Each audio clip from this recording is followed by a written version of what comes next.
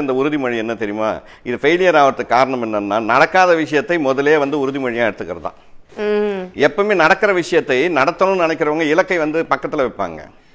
இப்போ நிறைய பேர் வந்து மது குடிக்கிறாங்க. எல்லாம் இளைஞர்கள்லாம் இப்போ நிறைய பேர் மதுக்கு வந்து அடிமையாடுறாங்க. அதுவும் இந்த புது வருஷம்னா அது கம்பல்சரி கொண்டாடணும்ன்ற ஒரு எண்ணத்துக்குள்ள இருக்காங்க. ஆமா, அதுக்கு வேற டிக்கெட்ஸ் இருக்கு.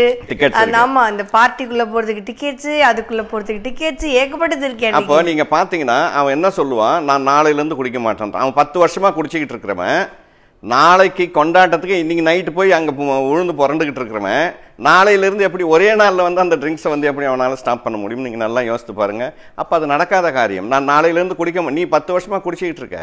அப்போது இதை வந்து நீ உடனடியாக செயல்படுத்த முடியாது. வேணும்னா நீ ஒரு உறுதிமொழி எடுக்கலாம். நான் குறைச்சிக்கிறேன். எப்படி நான் குறைச்சிக்கிறேன், நீ உறுதிமொழி எடுக்கலாம் மொழியா? நான் விட்டுறேன்னு சொல்லிட்டு நான் 4 பேருக்கு சேர்த்து தான் சார் அடிக்கிறேன். அதே மாதிரி தான் ஸ்மோக்கிங்.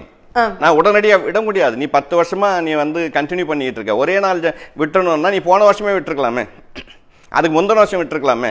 வருஷம் ஜனவரி 1 வந்துக்கிட்டு தானே இருக்கு.